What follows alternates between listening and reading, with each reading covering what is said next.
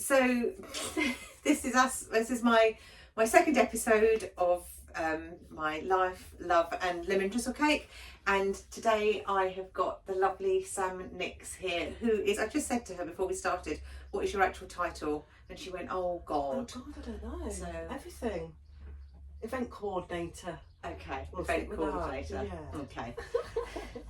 So I met Sam at the first wedding fair that I did. So we'll start and we'll just chat and all the rest of it. So obviously it's Lemon Drizzle Cake, and I think there was a whole confusion about the whole cake thing. I thought I had to bring No, cake. I said to you, I was what like, cake oh my did you goodness. want? And you were saying, no, I don't want a cake.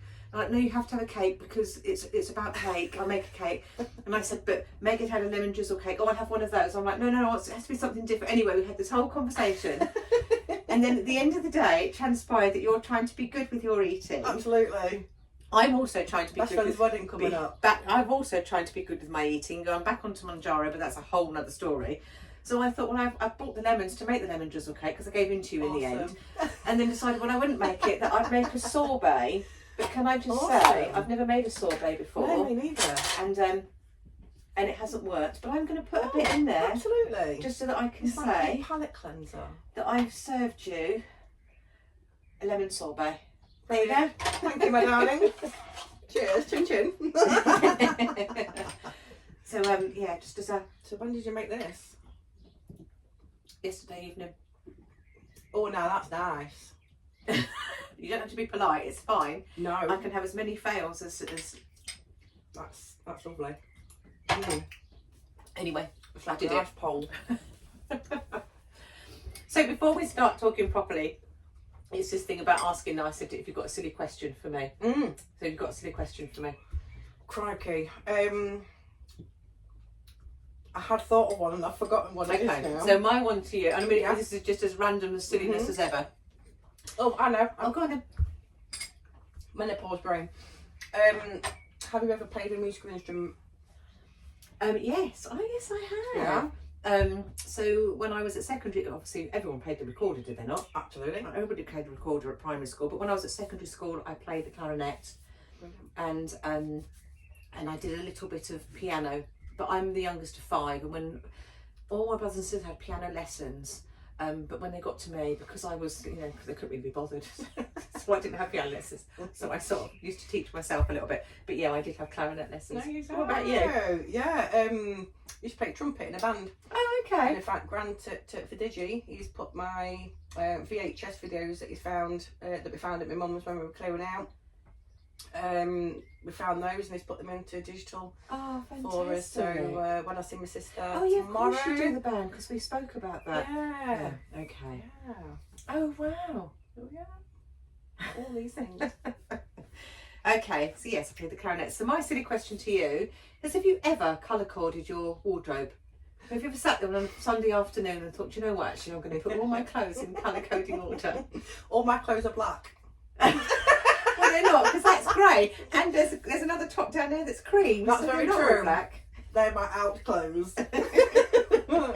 So my other company, Phoenix Wedding Event High, that's black and gold theme. So there's like black hoodies and what have you, and t-shirts, and yeah, my wardrobe. In fact, I'll send you a picture when I get home. So your answer is no, because- you haven't colour-coded your No, I put it in sections. So like, there's a very big section that's leisure wear, that's home only. Oh, okay. Okay. Nobody can see those clothes.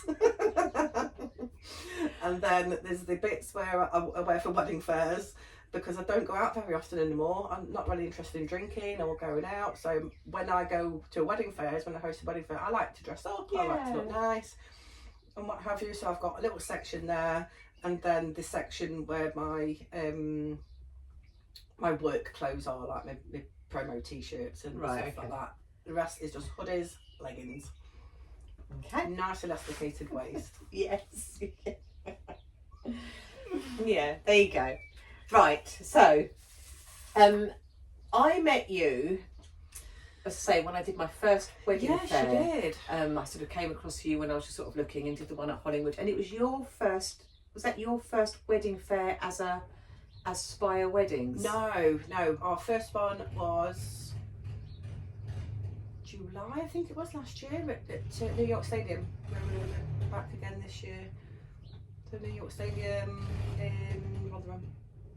Last year. This is a really quiet spot at the top of my garden. There's never anything, there's no traffic, there's no anything. Showing how to shut up. And then someone out there on a motorbike. So I'm hoping that it doesn't come through on the sound. But I might just pause. I'm just going to pause and see. I'll be back. Right. Well, scenery. Yeah, we've been rudely interrupted by the revving of an engine that I don't know how long that's going to go on for, so we find ourselves in here. Right, so facing the other way now.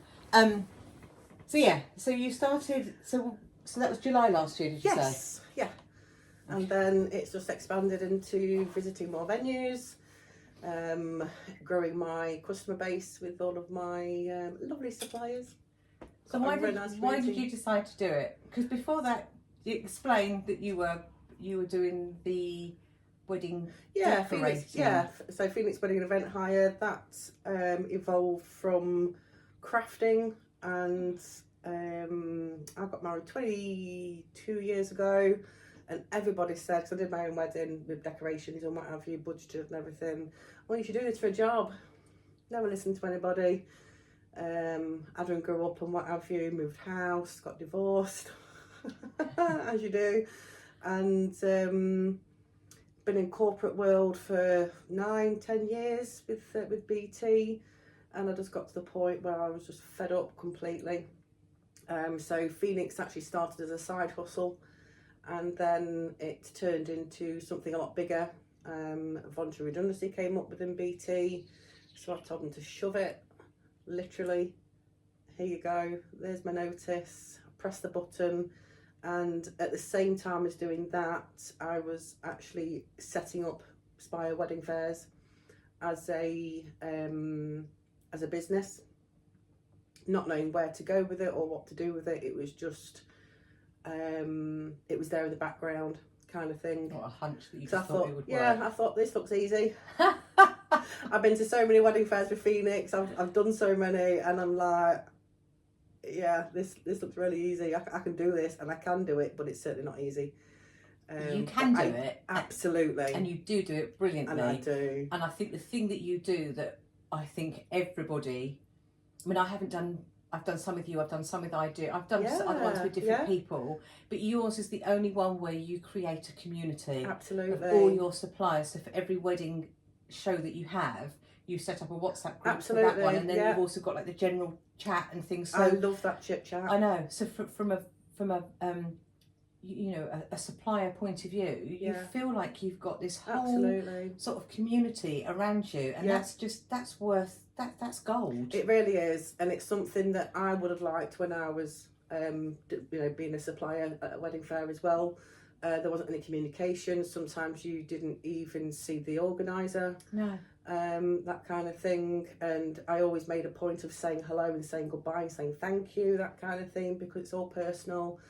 And like I say, because I did so many, I must have done about 200 wedding fairs at least, and with different companies, different venues and what have you. And like I say, I thought, oh, this looks easy. I can do this. And like I say, I can, but yeah, there's a lot of hard work that goes into it. But the community, I absolutely love it. Yeah, I was going to say, that's got to be the random chat part of it. Yeah, the nonsense that sort of ends up getting talked about. Absolutely. Yeah. Everything is discussed in there. There is no filters. There is no. It's a safe place. It doesn't go any further. Do you know what I mean? No. It's just nice, because being self-employed, the wedding industry is actually quite a lonely place to be. Very, very lonely. So yeah, it's nice that we can share that loneliness together. And I think it's also, sometimes when you go to some wedding fairs, I think it can be seen as sort of quite competitive, isn't it? Yeah. I think people go to wedding fairs and think, all these vendors standing there and they're all sort of smiling and yes, I can do all this for you, and actually not everyone, I think a lot of people are generally just quite struggling, struggling to get the work, keep the momentum going, keep their name out there, all that kind of thing. It's a constant. And then a new person on the block, and it's just a bit more competition, isn't it? Yeah. And I think for me as a celebrant, I think I might have said it before, my biggest downfall was not doing my research beforehand and realising how over swamped the market is with celebrants, and there not being enough work and things. So yeah, I do think it is tough, because you've got this community, but actually you do find yourself quite on your own, because it's very lonely. Very lonely. If you speak to your own sort of types of photographers or cake makers or whatever, they'll sort of speak, but you've probably got that little bit of little bit of eagle of, but you're stepping on my toes. I don't know. It's all... it can be like that. I've been to a few wedding fairs where there has been competition. I don't see it as competition. I see it as collaborating and networking. With my Phoenix, I involve a lot of other suppliers. So if my customers come to me, my bride and groom say, "Oh, I want something that I haven't got," I've got enough people on my suppliers list, and I work quite closely with certain suppliers that I can trust, kind of thing. So if they've got something that I've not got, we can't just hire each other's stuff out. We're actually borrowing bits from all over the place. I've got people in Derby, I've got people in Nottingham, so it is nice to have that. Yes, we're both the same kind of company, but we can actually work together. And that's the way that I like the whole thing to be. And so I think that's how it should be. It isn't is. It? Yeah. And now Spire Wedding Fayres and events have actually grown over the last year. I was in the paper the other day. I know, I saw that, and it was like, oh my goodness! I say you're sort of. Well, that's what I was sort of saying. It's like you're flying. It's like you're sort of out there, and you're sort of running, and if, as I say, from an outsider's point of view, it's like, this is going brilliantly. But you say, it's hard work, and financially it's not... struggle. Really, really is. So people think that when you're self-employed, you must have some money there. Nah, it's actually really, really hard. It's a constant battle. I don't regret my decision to leave corporate world and employment, because I could never be an employee ever again. Because so I think quality of life is absolutely the non-financial side. So no, I haven't got as much money. Like personal money to spend and to save and stuff like that, but I'm so much happier, and that speaks volumes. And you do start to live within your means. When you've got money, you spend it. You haven't got money, you can't spend it. So there's no credit cards. Do you know what I mean? It's just, if I haven't got it, can't spend it. But no, really happy. And now Phoenix has become another side hustle because Spire has taken off so well. So as I say, obviously we sort of met, and I'd done a few of your wedding fairs and things, and you've obviously been hugely supportive. And then, you sadly, you lost your mum a couple of months ago, and your mum had already booked and paid for a pure cremation that you didn't know about, and obviously I knew about it. Yes. Oh, you knew that she'd booked yeah. So we knew that she had actually done that a few years ago. My sister and I tried to get hold of her finances and things in order, so like a will, her funeral plan, that kind of thing. So she had bipolar and has struggled mentally for 20 plus years, a lot of years, and we never actually got round to doing like the power of attorney. Because her health was deteriorating quite quickly, so that just didn't work out, and what have you. But the one that did work out was the pure cremation, and it seemed the right decision at the time for her. But it was really hard as a family, really, really hard as a family. There was a long wait, which we weren't expecting. For things to happen. There was an inquest at the beginning because of the circumstances around how she passed away, and so that delayed a little bit, but it still took about 8 weeks for her to actually be cremated, and she was down in Hampshire somewhere. And the only saving grace, I suppose, is that she was cremated on Easter Saturday, and that's quite a big date in our family. Okay. So, But obviously with the pure cremation, you don't get the service, so that's Didn't get the service. You felt that you wanted something, which is when you then sort of came Absolutely. to me. I called my friend Debbie. I was like, mate, what do we do here? We were completely stuck because you don't have a funeral. There is nothing at all, and it was very, very strange. When family were contacted to obviously inform them of the death and what have you, they asked about a funeral, and obviously we set up pure cremation, and there was one family member that was extremely upset, and we just tried to think of what we could do to bring the family together. We didn't know when the cremation was going to happen, so like I say, that's when we gave you a ring and said, what do we do? But you didn't want you didn't want it to be in a place, you wanted to get people to, so we did it in a park. Yes, my mum's favourite park, and that was lovely. It fitted perfectly with well, she wasn't religious, I'm not religious, do you know what I mean? So it was nice to have something that we could not necessarily tick off, but we could help with the grieving process, because there was just nothing at all. And I think apart from the heartache of what had happened, the circumstances around it. And I think the lead up, her later years have been difficult for you. So and I think difficult. For me, what was lovely for me was when I came and sat with you and your sister, was to begin with, it was like, trying to get to talk about your mum. That was so hard. It was all about the recent years. But then when we started going back and you started opening up, that was really lovely to sit there and the pair of you sitting there going, oh yes, do you remember when? Oh yes, do you remember that, and things. And I think that was, and I think that's the importance, isn't it? And this is what is happening if people don't have services, is you're not having that ability to really reflect and reminisce. And I think for you two, that was it really was nice, really important to remember your mum in lighter times. Absolutely. And that's what we wanted the memorial to be about, not the last 20 years that have been horrific as they have been. Do you know what I mean? And that was lovely. And you just being there to guide us. I mean, it's like I say to people all the time, trust the professionals. And as I say, it's just, it's a privilege to be able to do it. It's a privilege as a celebrant to be able to do it. But I just think, for you, it was just so nice for me to see you both sort of opening up, say, when you'd obviously found things difficult and having all these stories about your mum. But doing it first time for me, I mean, obviously this is new to me, so I've hardly done any sort of services and things. So it's all just getting out there. And I thought, oh my God, doing it in a park. I mean, how's that going to be? What are other people going to think? And I'm it'll be fine. I'm thinking, oh my God, I don't know how it's going to go.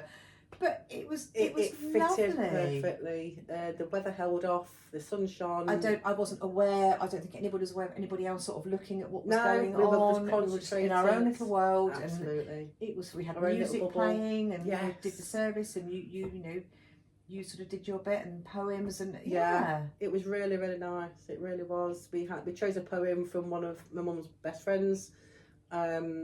She lost her mum. I don't know how recently. And she recommended, I can't remember what her name is now, I want to say Donna something, I'll have to have a look. Oh no. And we pulled a feathers poem. Yeah.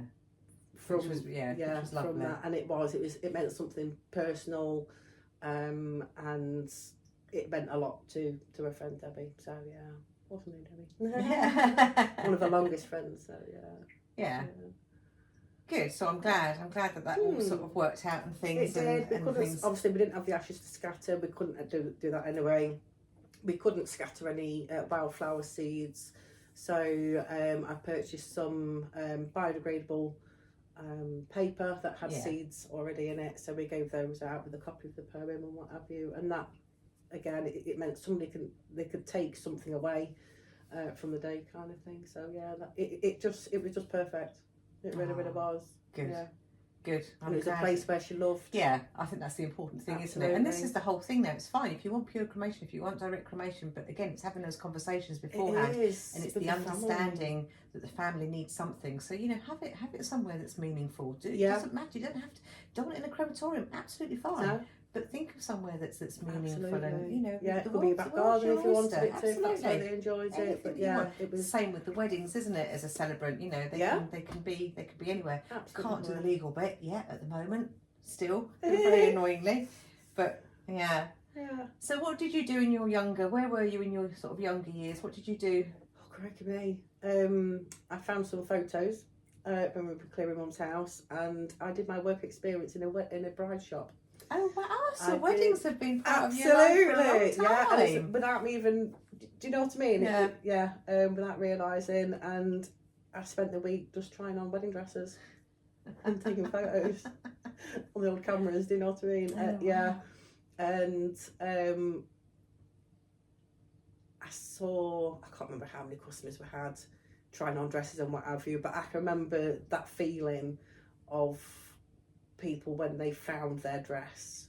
You know, as soon as you put that dress on, it's yours. It's a magical moment. It isn't is, it? yeah. And I had that with mine, and it's like, yeah, this is it. And I also did, so I did 1 week at the wedding shop, and then 1 week in a, what do you call it?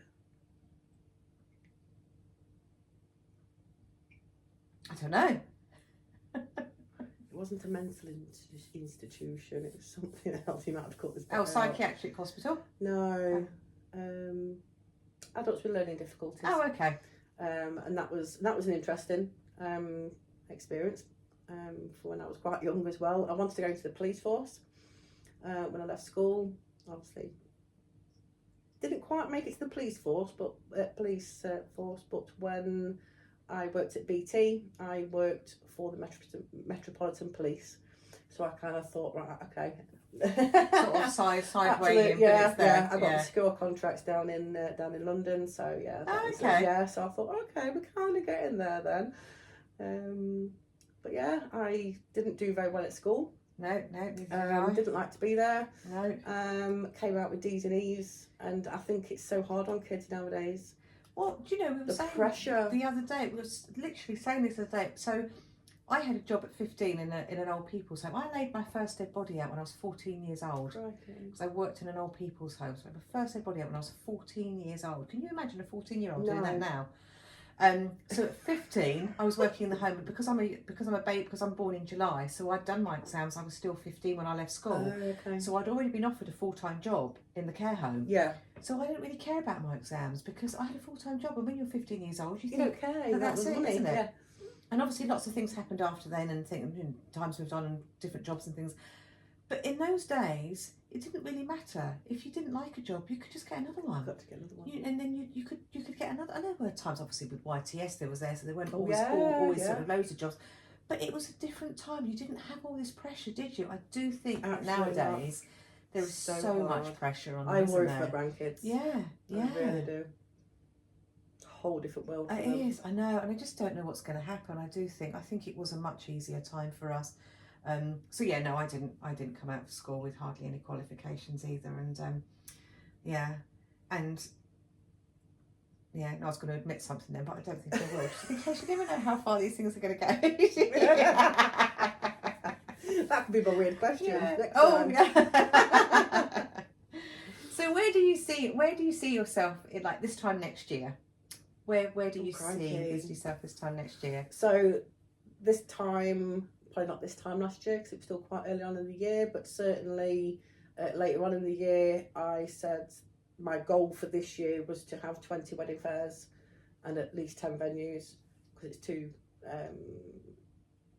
events per venue, and I smashed it this year. Yay, fantastic. So next year there is a lot going off behind the background. We were talking earlier on that I don't like to sit down, I don't like to sit still. There's always something going off.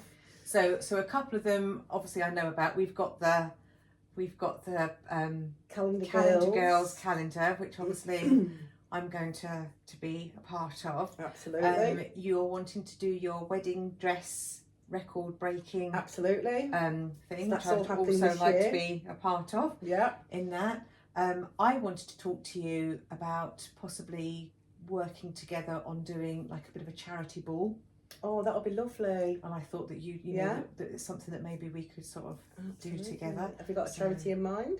Well, I've done things before for charity, raise money for charity, and what I've always done before is half of it has gone to a pre-decided charity, and on the night every table chooses a charity, and then you pull one out of the hat, and then the Oh, other half that's of a the good money idea. goes to the one that's pulled out the hat. Oh, So fantastic. half goes to a charity chosen, Yes. and the other half goes to a charity that's randomly picked on the night. Lovely. Oh, that's So that's such what a good I sort of quite idea. like to do. Yeah. But if we can, that might be something that we Yeah, can we're sort of talk supporting about two things. different charities. So the calendar. So there's going to be boys there as well. It's not just calendar girls. Yeah, no, okay. It's the calendar girl style photo shoot, and so we're supporting Weston Park Cancer Charity for that one, and for the world record of the brides in bridal gowns is the Six Children's Trust, which is a very personal charity to myself. My best friend's Monique, her and her husband John were in a horrible situation about 11 years ago, where they had to go to Leeds after a very normal birth, normal delivery with the baby Alyssa. They were rushed within half an hour up to Leeds, blue lighted, and unfortunately she passed away 15 days later. Oh. And they were all looked after incredibly well by the team up at the hospital, and also the charity, the Six Children's Trust. So that meant that they could be in, it was like a home from home, literally just opposite the hospital. So it meant that they could come away from the hospital, have a shower, cook a meal, try and be, inverted commas, kind of normal kind of thing, so you're not in the hospital all the time. They were literally around the corner, Right. so if anything had happened, they were just literally there, they crossed the road and they were there. And they supported, they had everything there. They had fully stocked kitchen, fully stocked bathroom and toiletries, and that's all by donations and cleaning products and what have you. And that they made the situation easier, a lot easier. They gave advice on what kind of help they could get with car parking, because that wasn't cheap, that kind of thing. And I actually stayed there because John had his own business, has a garage and what have you. So he had to keep on nipping back and forth. So it meant that I could be with my best friend and what have you, which was, like I say, for me, that's a very close charity to my heart. Yeah, definitely. Oh yeah, I was saying it will be. Yeah, I'm Yeah. sure we'll get a lot of so thing for that. we were trying to think that when we were setting up the Frock Fest for 26 is that what kind of charity we could help. And so with Phoenix, I supplied free weddings for people that were at end of life. Oh yes, I'm With on the that. wedding Yes, I'm part of dresses. a group that Gift of a wedding. Gift of a wedding. Yeah, Yeah. that's the one. Yeah. And things. So the thing with the wedding dresses is and the calendar girls more so, really, isn't it? Is it's like need to sort of do this whole weight journey nonsense, Absolutely. rubbish and things. And Absolutely, that's another thing that spurred me on, because we are now booking people in for the calendar, and July is going to be the photo shoot time. Right, okay. So it's like panic mode. Yeah. So yes. A good incentive. Oh, I mean, we were talking earlier about the whole weight thing, weren't we, before we started doing this? And I was saying, obviously, I've done the whole. I lost some weight last year on my own, off my own bat and things, but with the menopause, it's really hard to shift it and all that kind of nonsense. So I did that terrible thing and I gave up and I went on Monjaro, and it was. I don't think you gave up. It's. Well, no, I think it's exactly. I think it's sort of seen as giving up, isn't it? But actually, it's fantastic, and lost 5 stone. Fantastic. Absolutely amazing. And all the time that I was sort of doing it and thinking, the euphoria that you feel when you can walk into a shop and not wonder whether they do your clothes size, or you try something on in the changing room and actually think, oh my goodness, I don't just look horrendous. Yeah. And sitting there thinking, when I stop taking Monjaro, there's no way I'm going to allow myself to go back to eating. Why would I go back to eating? I literally came off it in February, went on holiday a couple of weeks later, and obviously put on a few pounds because you're on holiday, and then thought, that's fine, I'll get it off when I come back. And then come back and work's all been a bit stressful with the redundancy and all the rest of it. Yeah. And in the case of a few weeks, I have put £10 back on. And that's just not funny. No. It's like, how can that happen?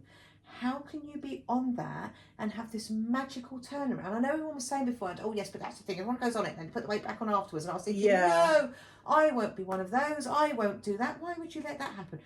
What the bloody hell is it that is in your brain that you know what to do? You know what you shouldn't be eating. What is it in your flipping brain when you're standing at the cupboard thinking, well, I'm going to stuff this in my mouth. I've got no food in because if I eat it, I'll eat hundreds and bloody thousands because that's the only thing that I can find in my cupboard. And it's sugar. And it's sugar.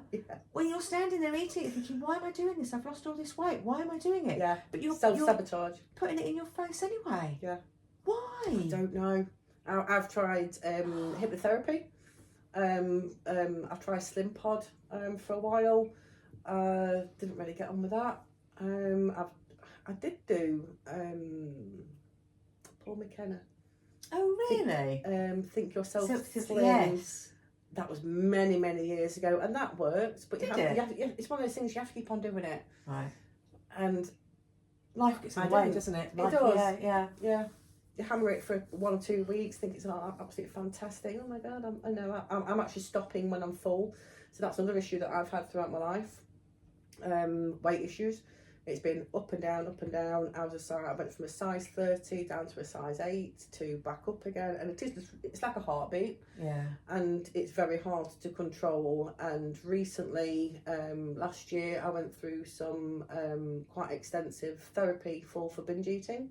Okay. So that was a big part of obviously weight issues and what have you. And then kind of got that all under control. And then my mum passed away. And then binge eating and emotional eating came back, and I think I've gained about 1.5 stone. It's just come like that, and it's just so frustrating, isn't it? It is. I just think it's almost like people talk about the weight all the time, but I don't think it's really talked about. I think people feel ashamed of it, don't they? And they shouldn't do. And I think because so many people that don't have a weight issue just have this simplistic thing of like, well, you're just fat because you're eating too much. Absolutely. I am fat because I eat too many calories. There's no getting away from it. I'm not disputing that. Yeah. It is the reason why I am putting those calories into my body. It is the mechanism in my brain that is different from people that don't suffer with that. It is not an eating disorder.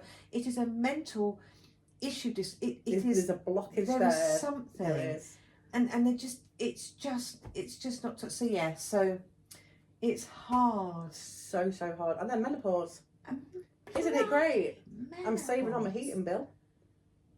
And then you get the menopause. So you get older, your eyesight starts going, you start wearing glasses, and as you go to the menopause, then the hair starts growing, but you can't see it because you're wearing glasses now. So you suddenly then find yourself looking in the bathroom mirror one day thinking, where did that come from? His hair's poking out of my neck. I came out this morning. I'm going to put my glasses on to see them because I can't see them without. Where did that come from? It's massive. It's just not fair. It's not. It's not fair. It's not. And then you know, for me, so again on the Mounjaro, I didn't think I was having any symptoms, but since coming off it, I have lost a huge amount of hair. I'm losing hair like you wouldn't believe. Yeah. Now I don't know whether it's like a thingy of the Mounjaro or whether now I've got no zinc or lack of iron. Yeah. But also because I've got MS and because I've been stressed. That can sort of cause it, and then obviously the menopause, you can lose hair loss, and it's like absolutely. So what is it? What is it? Because there's literally all these balls rolling a hat round, and doctors don't know. Nobody knows. Well, it could be that. It could be that. Could be that. Well, what? Because someone needs to help me. Yeah, they just say it's just down to stress. Yeah, just that's all my doctor. Go do some exercise. That helps. Yeah, have some more of these tablets. Up your dosage. Let's not actually fix the problem. Let's not get to the root cause of it. Let's just mask it and carry on. So we do all this. We've got. So I think it's that thing, isn't it? You know, women, or just not even women in business, just women, just people in general. I think in life, we're all dealing with the same kind of shit at different levels. You know, you're younger, you're trying to make your way. You've got young families, or you're trying to get the problems. You've got all that. Yeah. Then you get older. You've got menopausal issues and things, and business and finances and. Not wanting to admit that things are hard, not wanting to talk about it, but because on the surface, especially with social media, everything can look fantastic. Social media, isn't it? Let's all play that game. Yeah, but behind closed doors, it's a completely different story. I know. Yeah. It's bonkers. I don't like the phrase when people say we're all in the same boat. Oh yeah, no. We're not in the same boat. I'm in a dinghy, you're in a yacht. Yeah. We're riding the same storm. Yeah. But we're definitely not in the same boat. My dinghy's got a few holes in. Absolutely. It's starting to go down. Yeah. But I always feel that I can see the sun on the horizon. I'm Oh, yeah. I'm a definite. I can see the sun on the horizon over there. Just need to get over there, Absolutely. and it will all be Yeah. fine. Oh, so that's nice. That's my thing for my thing for the ending. It, you know, things can be rough, and we can all be on that same stormy sea. But horizon, look for that nice sunny and settled. horizon over there, and we'll all be good. Fine. Yeah. So thank you. You're Thank welcome, you for my talking to darling. me. Thank and, you. yeah, and I'll share all the links, and I'll share the links for the charities and everything. So that all Yeah, gets on there as well. Yeah. But yeah, thank you for doing that for me. No worries. Awesome. Because I haven't got my stopper thing, so